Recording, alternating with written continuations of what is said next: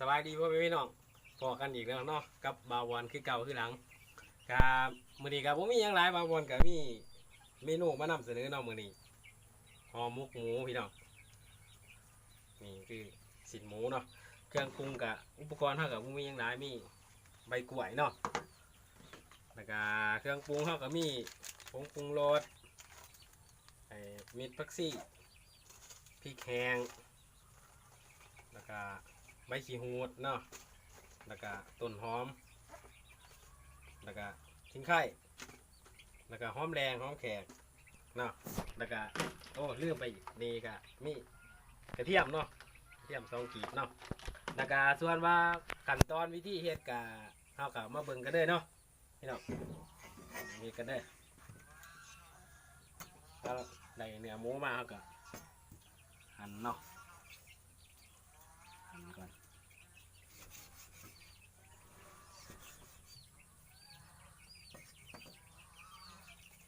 หั่นแล้วก็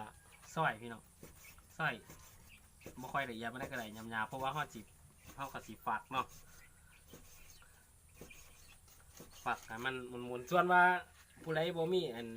บ่มักไว้ว่าขั้นตอนการซอยการหยังเฮาก็ใส่หมูบดหมูหยังแทนได้เนาะพี่น้องเนาะใส่หมูบดที่เฮาซื้อน้ำตลาดน่ะใส่ได้คือกันอันนี้ว่าวอนซื้อเนื้อเป็นไอ้นี่ตอนมาเนาะชิ้นตอนมาเอามาหั่น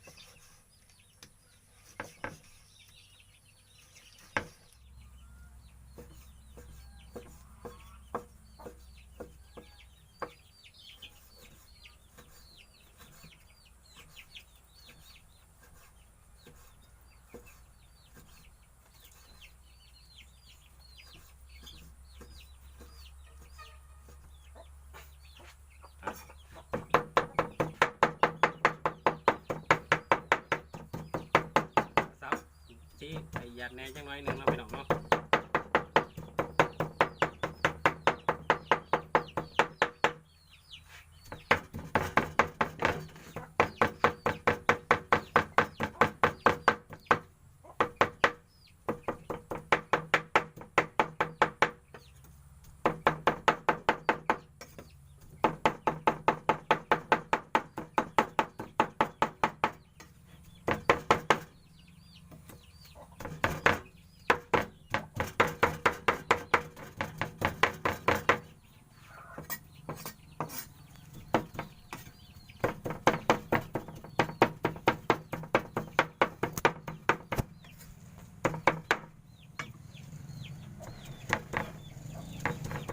คือบ่ได้ว่าจู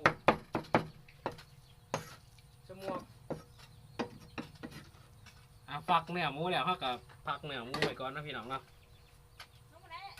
เฮาก็มาซอยทิ้งไข่บัดนี้พี่น้องซอยทิ้งไข่เพื่อตำเครื่องแกงมันพี่น้อง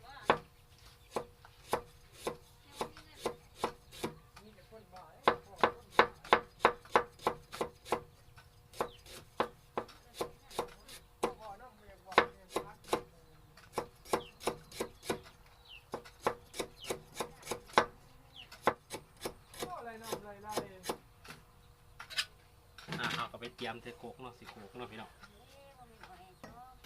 ตามกะใส่ทิ้งไข่เข้าไปก็ใส่พริกแห้งน้ำเนาะพี่น้องเนาะมักผู้มักเผ็ดก็ใส่ที่ได้หลายเนี่ยพริกตามความมักหวานซะใส่พริกเข้าไปแล้วก็พริกไทยเม็ดเนาะพี่น้องเนาะพริกไทยเม็ดก็เฮาก็บ่ใส่หลายมันก็สมุนไพรพวกนี้ก็สิกินแห้งแน่เนาะครับก็แล้วแต่ผู้มักพี่น้องคันผู้มักแบบกินแห้งแน่ก็ใส่หลายพี่น้องแต่ว่าบ่ค่อยมักปานใดกิน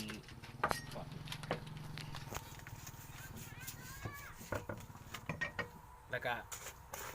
เติมเกลือลงไปเนาะพี่น้องเนาะ ยังบาด เติมเกลือเข้าไปในโคกเนาะสิได้โคกละเอียดโคกได้ง่าย มันเมนูแกงมาใหม่ ๆบวงแกงเนาะพี่น้องเนาะ แกงมาใหม่กินได้ย่ายนี่ ใส่ประมาณบวงแกงแล้วเราก็มาตำเครื่องกันเลยบัดนี้พี่น้อง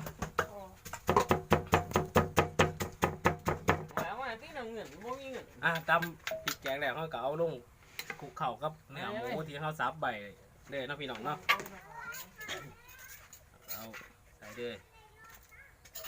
ว่าเราสิคลุกเข้าเครื่องแกงนี่ใส่กับไอ้เนื้อหมูที่เราสับละเอียดเนาะพี่น้องเนาะใส่เข้าไปเขาก็ใส่ผงปรุงรสเข้าไปด้วยเนาะพี่น้องเนาะผงปรุงรสก็ใส่เข้าไปจักประมาณ1 บวงเนาะบวงแกงเท่านี้นะพี่น้องใส่บวงแกง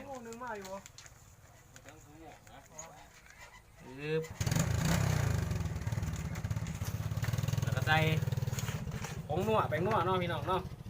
เกาใส่หน่อยแซ่บหน่อยใส่หลายแซ่บหลาย นี่อะไรนี่ เอาค่ะคลุกเข่าให้เข้ากันนะพี่น้องเนาะ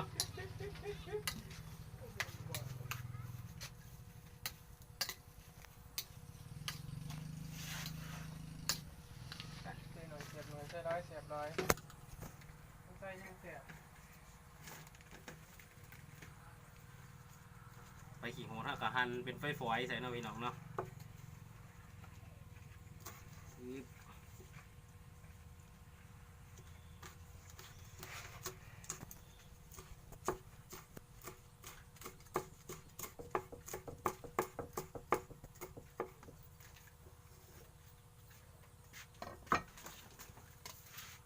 แล้วก็ต้นหอมกะหั่นใส่พี่น้อง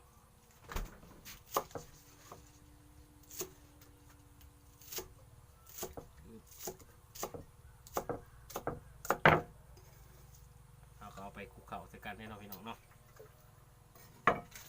แล้วก็หอมแดงเขาก็หั่น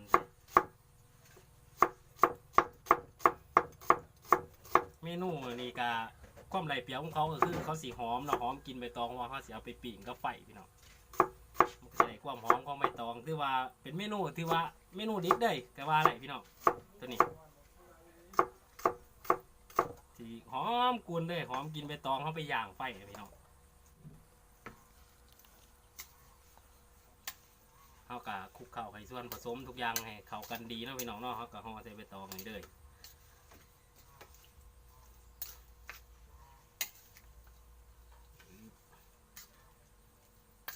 โอ้ภาชนะเขากันหน่อยเนี่ยจังหน่อยหนึ่งเราะพี่น้องเนาะคนอย่างเนี่ยจังหน่อยหนึ่ง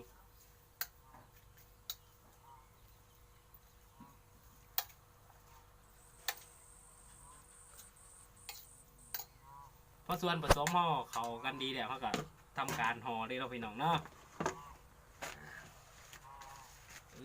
ใบตองที่บาวบอลเตรียมมาใบตองกล้วยเขาก็ต้องตากแดดก่อนเด้อพี่น้องเนาะขั้นเฮาบ่ตากแดดนี่มันก็สิแตกพี่น้องมันสิแตกเวลาเฮามาห่อมันสิห่อบ่ได้มันสิแตกก็ต้องตากแดดซะก่อนให้เขาเหี่ยวเนาะไม่ต้องนี่ต้องเหี่ยวพี่น้องขั้นอย่างอื่นก็ต้องเต่งตึงเพิ่นจ้ะ อันนี้ว่าวอนก็เว้าดินซื่อๆแล้วพี่น้องอย่างอื่นก็ต้องเต่งตึงว่าซั่นเนาะไม่ต้องสิห่อนี่ก็ต้องเหี่ยวจังห่อง่ายพี่น้อง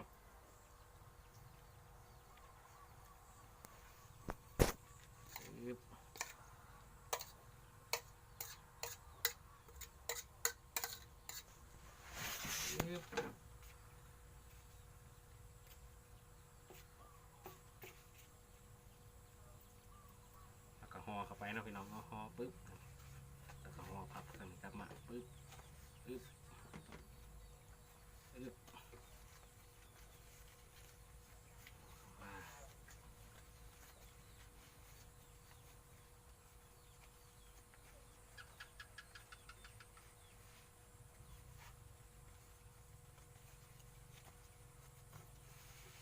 ห่อนี่ก็ต้องพันที่หลายสันเนี่ยพี่น้องเพราะว่าเขาป้องกันมาให้เป็นตองของหมูเขาไหมเนาะที่ว่าเป็นตองหลายสันเนี่ยจังหน่อยหนึ่ง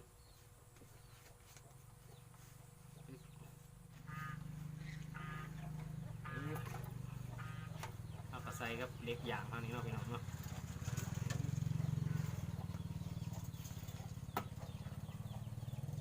ไปย่างไปมานี่พี่น้องไปตามไปเบิ่งกันเลย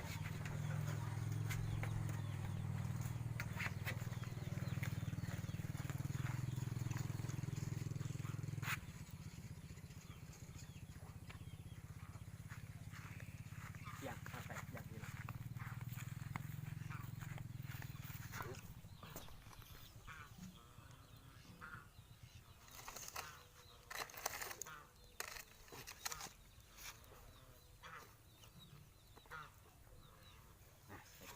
เดี๋ยวทานมาใส่เนาะพี่น้อง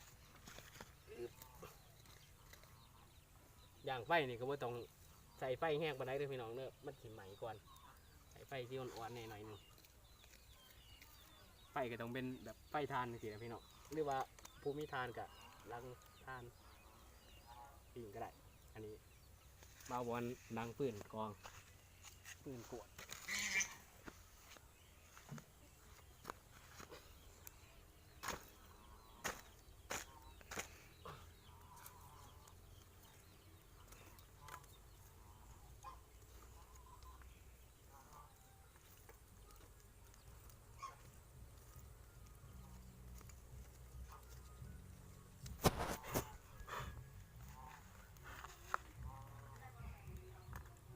จังหน่อยค่อยก็จังมาเบิ่งกันอีกเนาะพี่น้องเนาะ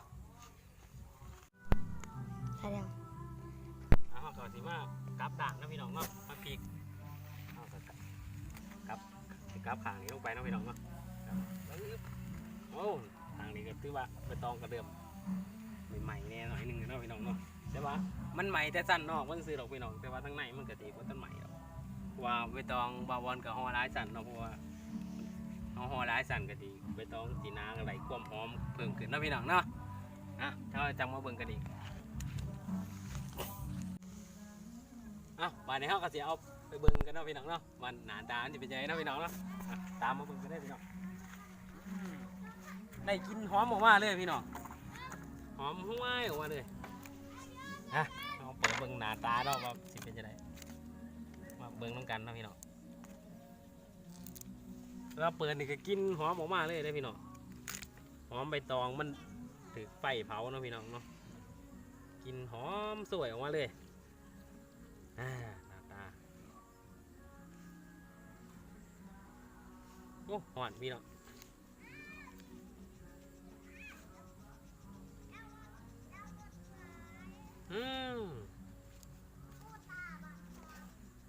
เบิ่ง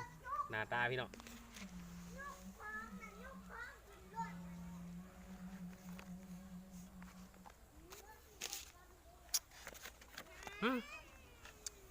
หน้าตาพี่น้องโอ้ได้เดืองๆหน่อยนึงเนาะเพราะว่าพอดีงามเลยกินหอมสวยพี่น้องมาซิเบิ้งมาเลยพี่น้องว่ารสชาติจะเป็นจะไรกันเนาะพี่น้องเนาะนี่ก็โอ้คำอะไรได้พี่น้องแสงกับบ่ค่อยมีล่ะเอามาซิเบิ้งรสชาติมุกมูนี่สิเป็นใจเนาะแต่ว่านี่ก็โอ้หอมสวยเลยพี่น้อง